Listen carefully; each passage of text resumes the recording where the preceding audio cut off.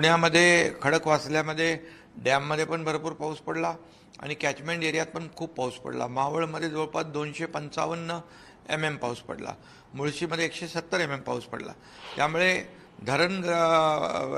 धरणामध्ये देखील पाऊस जादा आहे आणि कॅचमेंट एरियात पण त्याचा एकदम दुहेरी फटका बसलेला आहे आणि म्हणून पुण्यामध्ये जास्त पाणी सर्व परिसरामध्ये वाहून गेलेलं आहे आणि पाणी साचलेलं आहे। त्यामुळे तिथं सर्वात आधी मी collector, Pune municipal commissioner, Pimpri municipal commissioner, police commissioner, त्याचबरोबर SDRF, NDRF यांना सूचना दिल्या।